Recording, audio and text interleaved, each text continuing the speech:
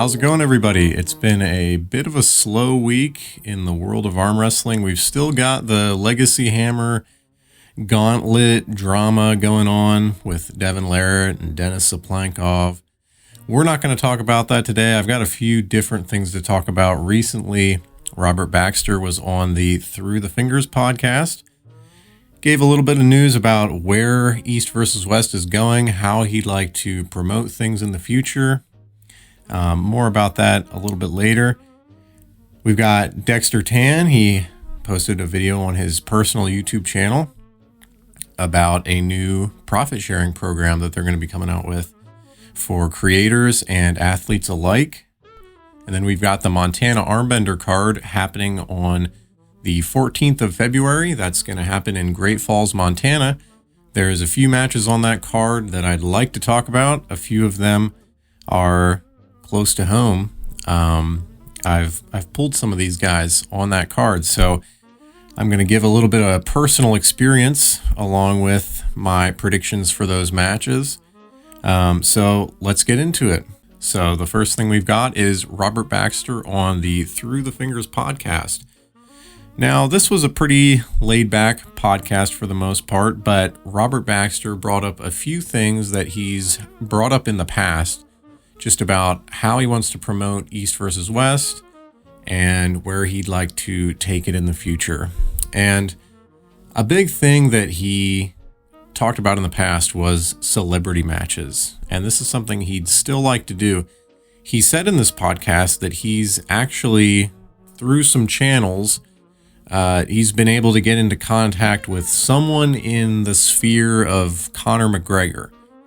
Obviously, this would be huge for arm wrestling if Conor ever made an appearance. I don't think that'll happen, but I don't know if you guys saw this video or not, but Conor actually, when he was doing some press touring of some kind for his movie, I believe it was the Roadhouse movie with Jake Gyllenhaal, there is this viral clip of them arm wrestling. I don't know if you've seen it, but Conor, pretty good technique for not knowing what he's doing. He's pretty jacked too. He's been on the sauce for a while now. So anyways, if we were to have Conor ever make an appearance, that would be huge. I think King of the Table would obviously be the card for that. If we are to do these celebrity matches, King of the Table is where they should happen. And I really would rather not have more than like one or two celebrity matches per King of the Table card.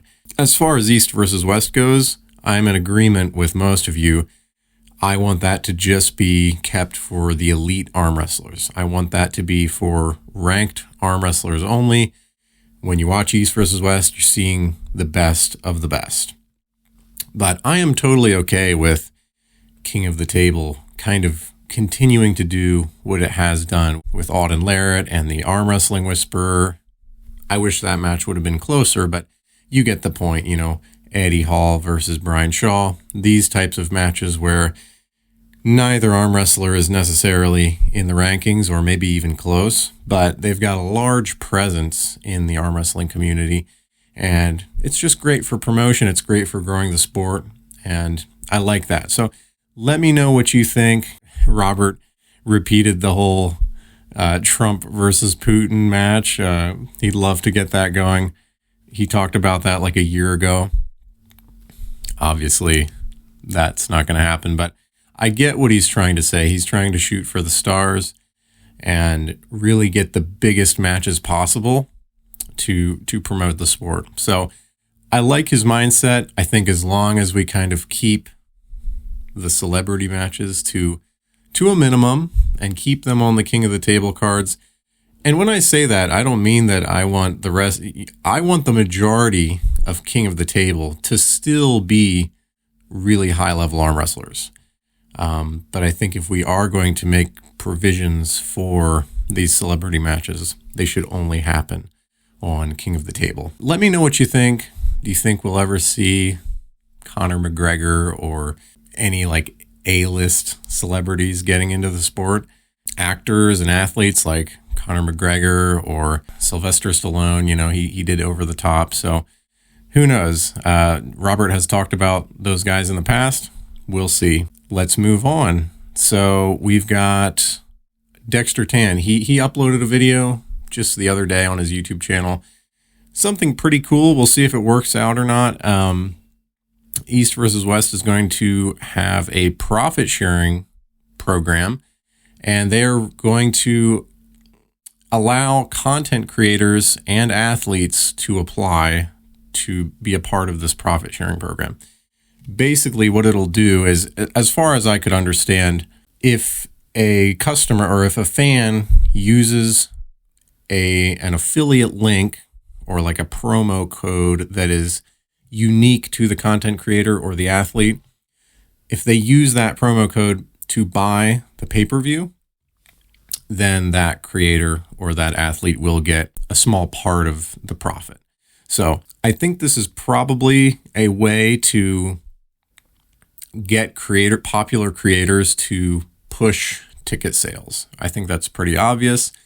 It gives larger creators an incentive to push pay-per-view sales. We'll see if it works out. I think the pay-per-view model is dying for sure. You see that with the UFC. The UFC just recently made a deal with Paramount. So all of the UFC fight nights and the numbered events that were previously pay-per-view events, they're like $80. They are now all free if you just get a subscription to Paramount. So I think the UFC saw pay-per-view is dying. And I think it's similar with every sport, including arm wrestling. I don't think people really are interested in buying pay-per-views anymore. The subscription model is kind of the dominant business model nowadays. So we'll see if this works out. It's going to give creators an incentive to push, not ticket sales, but pay-per-view buys. And that'd be kind of cool if some creators and athletes can begin to make a profit, begin to head in the direction of doing this for a living. I support that. And hopefully it will be profitable enough for East versus West and the creators and athletes so that it can keep going, so they can keep doing it. But what do you think? I think it's cool that you can support the athletes more. I think that's probably where most of the promo codes will be used, is hopefully to support the athletes, because we all know arm wrestling is not a sport you want to get into if you're trying to get paid a lot. It is very much a small niche sport, and only the guys at the very, very top, I mean like top level super heavyweights, are actually doing it for a living. So anyways, let me know your thoughts. Let's move on. So we've got the Montana Armbender card in Great Falls, Montana on February 14th.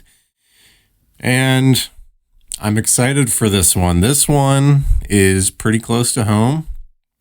So as some of you guys know, I practice at an arm wrestling club in Spokane, Washington. So this is not too far away, just a few hour drive.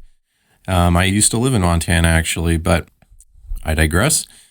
The first match that I'd like to talk about is RJ Harold versus Jake Houston. So I was trying to find the weights that these guys are competing at. I believe I have them pinned down, but it was kind of hard to track down. But I believe this match is at 176 pounds. RJ Harold, I believe, is the number 2 guy in Idaho at 176 pounds. Right now, the number 1 guy is Alexander Groot, who is also competing on this card against Cody Wood, but we'll get to that match in a second. So RJ Harold versus Jake Houston. So Jake Houston is the number 1 guy in Montana at 176 pounds. He just recently lost to Alexander Groot at the last Armbender event. So it was a very close match. I believe it ended 3-2. Now, Alexander Groot and RJ Harold have faced in the past. They have also had close matches, but I believe their last match Alexander won pretty convincingly. So I'm hoping RJ Harold can win, but I think Jake Houston probably has the edge. RJ Harold has a very good hook. I think the explosivity of Jake Houston is going to be what wins him the match. He's extremely explosive. That's kind of how he made the match close with Alexander Groot. Super strong. Just, he hits so hard off the go. And I think for RJ Harold, once he's on the losing side of the table, generally it's hard for him to come back from that. So I'm really hoping that RJ Harold can pull this one off, or at least I think if he can make it really close with Jake Houston, if it ends up being a 3-2 or like a close 3-1 loss, I still kind of see that as a win for him, because that would mean that he is definitely improving and still moving up in strength and skill, even if he would end up losing that match. So let's move on. This one I'm very invested in. Alexander Groot versus Cody Wood for the 176-pound natural championship. So I believe these guys have agreed to be tested up to like 1 week in advance of the match. So whether they're natural or not, we'll never know.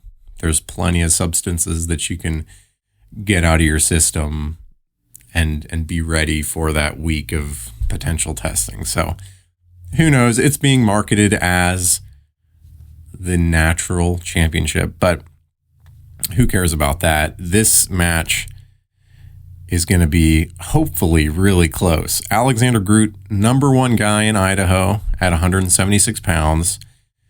Freakishly big hand for his weight class. Really big hand, really big forearm. I wouldn't be surprised to learn that his forearm is bigger than his bicep. If I had to guess, I would say it probably is, or it's close. Freakishly big hand. I've pulled him. He practices at a club in Idaho. It's near the Idaho-Washington border. I've been there plenty of times. I've pulled Alex, and his right arm is ridiculous. His right hand, the way he maintains height, the way he maintains his cup, it's incredible. He's very, very strong. The only way I've really ever had success with him on the right arm is just by going sideways, kind of like Jake Houston did in their match. We'll see, though. Cody Wood he's another level. This is a level of puller that Alexander Groot has not faced before. This is 100% the highest jump in level of competition that he's ever made. So realistically, Cody Wood is the favorite. He's probably a huge favorite, to be honest. I am absolutely rooting for Alexander Groot. Another thing to consider, I believe I'm hoping this is a 7-round super match. If it is, Alex has great endurance. He has phenomenal endurance. So even if he does, go down 0-3, Cody Wood, going off memory here, but I believe he lost to Joseph Moranto, and he like blasted through him the first couple of rounds, and then he kind of lost his stamina, and that's how he ended up losing. So this could play out in favor of Alexander Groot. Groot's got great endurance, a great hand. He's not great in a deep hook, though. That's not really his game. Groot is more of a high hooker / top roller. He's very hand dominant. So I'm rooting for you, Alex. If you see this, good luck to you. I really hope you can pull this one off. This would be huge. The next match that I am going to talk about, Miles Hutton versus Nathan Johnson. Now, I'm not super familiar with Nathan Johnson. He's a Montana fellow. This match is on the left arm. The guy I'm more familiar with is Miles Hutton. Now, just last summer, Miles Hutton had a super match with Jordan Sill on the left arm. And he had this match with Jordan at the Forged Steel Arm Wrestling Tournament in Post Falls, Idaho. I was there, and that match was incredible. I'm pretty sure it ended 3-2 in favor of Miles Hutton. And this guy's incredible. He's a versatile puller. He can flop. He can just drive sideways. He can do everything on the left arm. I believe he's mainly a left arm puller. But anyways, this match is on the left arm. Miles Hutton is kind of seen as this emerging prodigy. He's got a huge hand. I guess his nickname is Miles Iron Hand Hutton. He's got a massive hand. Well, after he had his match with Jordan Sill, he actually ended up pulling in the tournament. The same tournament I was pulling at. And hopefully I'll have some video of this. We ended up pulling in the 220-pound class on the left arm. I ended up beating him and taking first place in that tournament. But there's an asterisk next to that win. He went through a war with Jordan Sill. It ended 3-2. He was absolutely not fresh. And so, Miles, if you see this, I know you weren't fresh, and so I don't really see that as a proper win. And in the future, I'd love to pull again, because I am also a left arm main. That's what I mean. So I don't know why I'm using gamer talk now. But I'd love to pull again. Anyways, that's why I'm so invested in this match, because if Miles Hutton does really well and beats him, I can kind of use that to gauge where I'm at. Anyways, let's move on. So the last match that I want to talk about is the main event. So this is Sandris Sedis versus Adam Wawrzynski, and this is also a title match. Sandris should absolutely, maybe not destroy him, but he should win convincingly. He really should. Let's look at the losses, the recent losses of Sandris, and then we'll compare them to the recent wins of Adam Wawrzynski. And I think you're just going to see there's a difference in the level. So let's look at the losses. Sandris lost to Ibrahim Sagov. You guys know who that is, the previous heavyweight world champion who just lost to Dave Chafee. And before that, he destroyed Gennady Kvikvinia. What's another loss? A recent one for Sandris. Yordan Sonev. Yordan's an elite puller. And then another one, Rustam Babayev. Another elite puller. These are the best of the best. These guys have all been near or at the top. Let's look at Adam Wawrzynski's recent wins. So his latest win has been John Therian. That's a really good win. And you could say that's a really good win because there is practice footage of John Therian with pulling against Sandris Sedis. And it might have been at the last Montana Armbender, actually. And in that footage, John is just ripping through Sandris.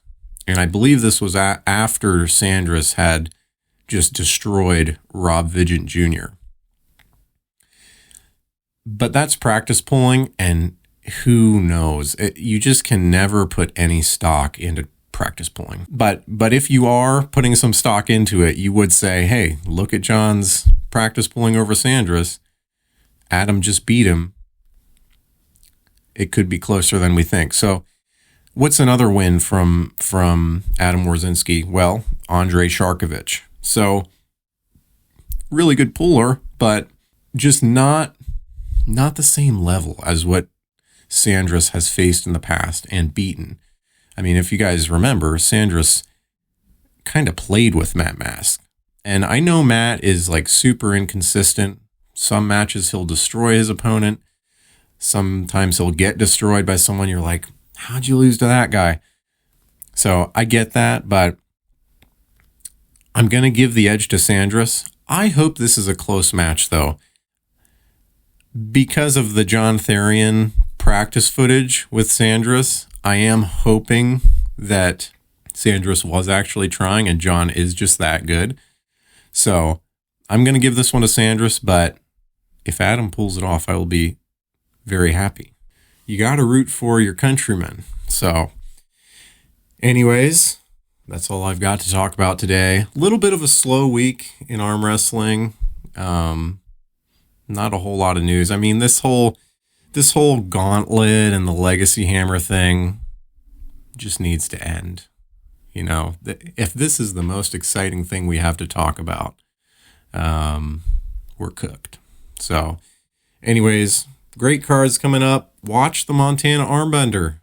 Watch it. There's some good matches on there.